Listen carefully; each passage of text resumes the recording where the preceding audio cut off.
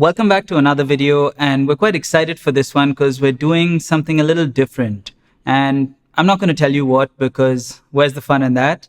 I'll let you guys guess, but I will tell you at the end of the video, and hopefully you'll let me know what you think in the comments below. Anyway, let's get started because we have some really cool hacks and tips for you today that will elevate your coffee game and take it to the next level. Well, I say 5, but there is a bonus one if you stick around till the end.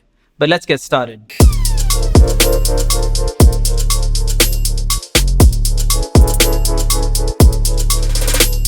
So number 1 would be to change only one variable at a time. And you might have heard us say this on Instagram and other videos of ours, but we keep repeating it because it's so important. There's so many people trying to brew a cup of coffee and something is off and they change a whole bunch of things and then it tastes different, but they don't know what change they made that had an impact on the cup. The only way to truly be able to track changes is to make sure that you change just one thing at a time. So for example, if you're changing the temperature of your brew water, then do just that. Don't change the temperature and the grind size, because then if you have a brew that tastes better, you don't know which one had the impact on the cup. And also, if you make a change and it has a negative impact on the cup, you should first reset that parameter and then change something else to see how it's affecting the cup. To repeat myself again, change only one variable at a time when you're trying to dial in a brew, and documentation is clutch. So I'll just shamelessly plug here, but we do have a really cool coffee journal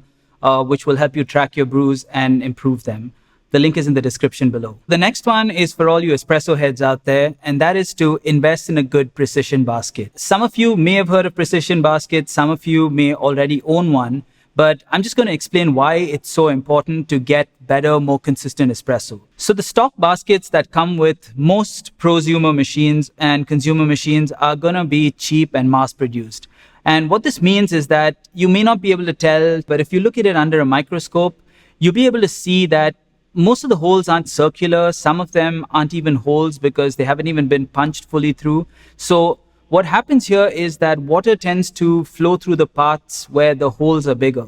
And this is never a good thing, because the key to getting good espresso is to have even consistent flow through the puck. And that's exactly what a precision basket allows you to do. Now, the interesting thing is it's not that critical when you're brewing with something like the South Indian filter or even the holes in a Kalita or a Stag X. It's not that critical because you're brewing at atmospheric pressure.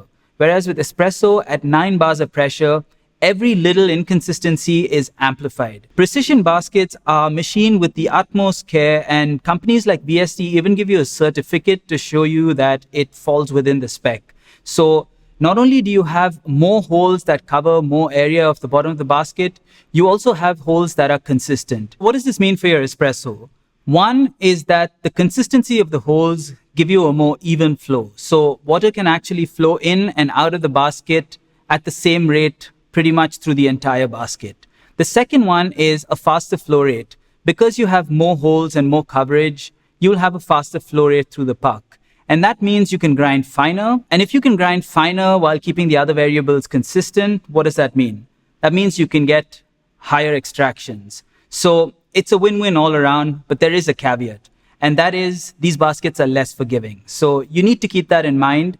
Small mistakes in your puck preparation and your workflow will be amplified by these baskets, but give it some time. The learning curve is definitely worth the effort. Okay, this is getting exciting because the next one is probably my favorite from this list. Let's dive right in. This one is so simple, but it makes such a big difference. It's quite crazy that it's overlooked so often. Tip number 3 would be to put your kettle back on the base between pours. This is more relevant to people who have a variable temperature kettle, but for those of you who don't, hang on a second, because we've got you covered. Set your brew temperature to say 94, and you want to try and have the entire brew at around that temperature. So say you're waiting to bloom for around 45 seconds to a minute, you'd be surprised at how much the temperature can drop.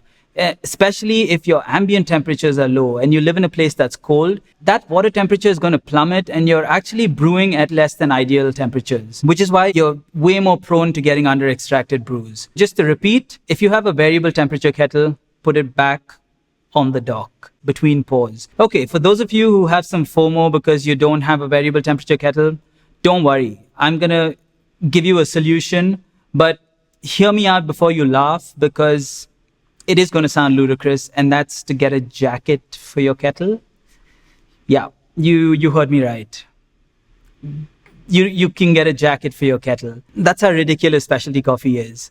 But it's crazy how well it works, because it's almost like a thermal blanket that you put on top of your kettle. I don't even know if it's called a jacket. I've just termed it a jacket for your kettle. And it just helps keep the heat in, as opposed to allowing it to dissipate out through the thin metal which most kettles are made of. So give it a try. I'm going to try and put some links in the description below if I can find some. But any thermally insulating fabric material, you can get it stitched with a bit of Velcro. Put that around your kettle, and in between pours, you're going to be able to keep that temperature up and more stable and consistent. So hopefully that makes sense. And yeah, this is a super simple trick, but it makes a huge difference. And if you've been struggling to get higher extractions, this is one thing that will definitely bring that up. Okay, so this isn't necessarily a tip, but I mean, we have to ask. If you haven't subscribed, then please subscribe and hit the bell icon.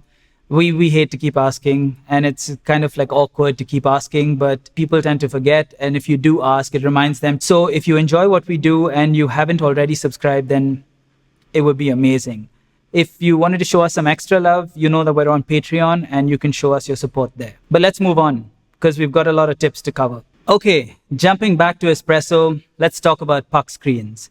Now, don't run off because you know what a puck screen is and you've used it and you know what it does. This is more of a workflow tip if you do happen to use puck screens, which you should, by the way. Because for those of you who do use it, you know that it makes cleanup easier because you don't get as much gunk on the shower screen. And it also helps with a more even extraction by allowing the water to evenly trickle over the puck of coffee. But what we're going to talk about here is what happens to this puck screen after, say, 10 to 15 shots.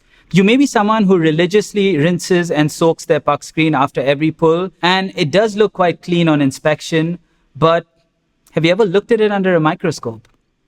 Nothing is gross. It's disgusting because so many fine particles get into that micro mesh structure and clog it up. You can taste the negative impact in the cup within even a week of using it and not cleaning it properly. So what do? How do you clean a puck screen properly? And that's the next tip. One option, which is a little annoying because you have to go and buy something, is putting it in an ultrasonic bath. This is absolutely the best way to clean it, and it's used to clean jewelry and other small items, but you can get fairly small, inexpensive ones on Amazon, and they do a great job of getting in all of those nooks and crannies and getting the dirt out. You'd be shocked at how much gunk comes out when you put it in one of those ultrasonic baths.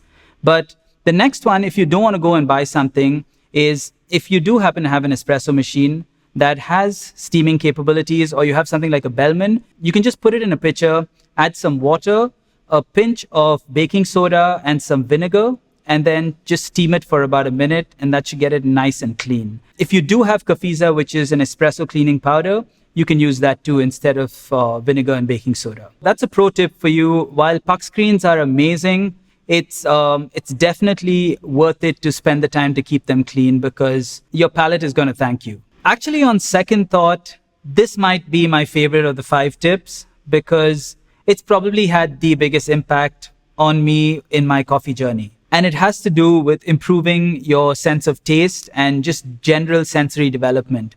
I've been obsessed with this from day one, whether it's with tasting wine or coffee. Quick side note, there are so many similarities between wine and coffee, and we're definitely going to do a video breaking down those similarities and differences. We even have a really, really interesting guest in mind. So if you want us to work on that, then let us know in the comments below. Okay, now back to the tip. This one's amazing because you would have heard the general rules of how to build your palate, and people tell you to taste more, smell more, try different coffees, cupping. You would have heard all of them.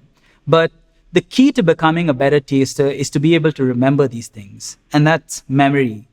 And to be more specific, your olfactory memory, or your olfactory memory bank, as I like to call it, is where you have all of these smells and odors and tastes and like sensory experiences stored away for quick recall.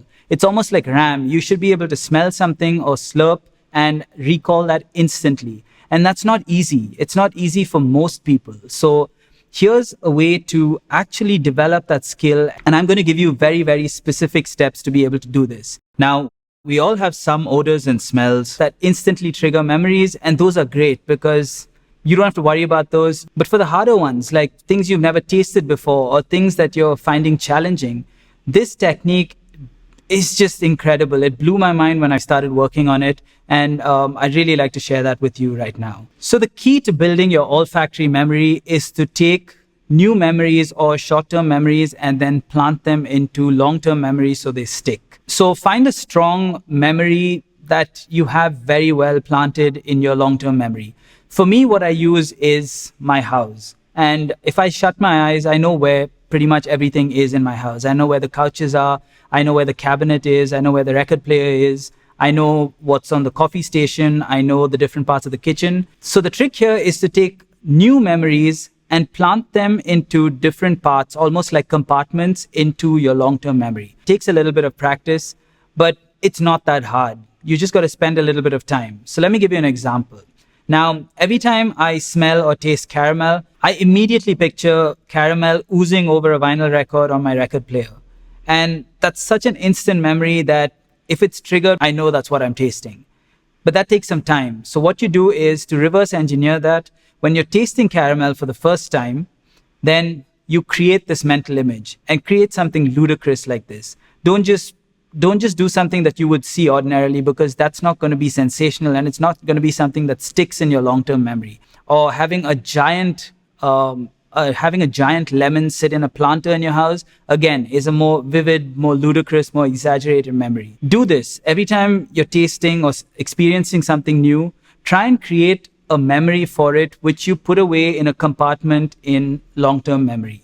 And just this exercise will have like an incredible impact on how you build your sensory palate and how you get better at tasting coffee or wine or whatever it is you want to do in F&B. It's super powerful, and I have to credit where I found out about this.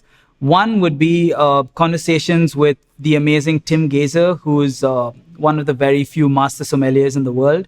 Amazing human being. Definitely check out his work and his blog. That would be one. And the other that truly changed the way I look at taste and memory and how to improve that would be the book Unlimited Memory by Kevin Horsley. If you haven't read it, check it out. There are several techniques to improve your memory in that book. This is one specific one that works for me, and you might find something that works better for you. So definitely give that a read. It'll change your life if you're into coffee and you want to improve your palate. Whew. Okay, that was a lot, but hopefully that was exciting and something that you're looking forward to trying, because it really just like changed my entire coffee experience. Firstly, thanks for making it this far. And as promised, we do have a bonus tip for you, and that's how to reset your palate and your nose when you're tasting or smelling coffee. If you have 5 coffees on the table and you've been smelling and tasting for a while, it's very easy to get overwhelmed. And once that happens, you just won't be able to taste anything or smell anything new. So an easy way to reset your palate and your nose is just to smell your skin or give your t-shirt a smell. Don't blame me if you haven't showered, but this immediately resets your palate. And what you can do is then take a deep breath and then continue. You should have a much better sense for what you're tasting and smelling after that. Another thing that we like to do personally is when we're cupping, we like to slurp some plain water and then wait 30 seconds or so before we continue tasting. And slurping a couple of spoons of water really just aspirates the palate with fresh water and sort of cleans out your palate before you go on and continue tasting. But before we go, I did say we were trying something different, and hopefully you noticed. This is the first video that we've done that is fully unscripted, and we've sort of went with the flow and kept it a little lighter and a little more unstructured, if you will, or less rigid. Hopefully it has a nicer cadence to it, and let us know in the comments below. We're quite excited about this format. Did you like it? Did you not? Or would you like to see something in between? It would be amazing to hear your feedback. But as always, thank you so much for watching, and brew ARAMSE.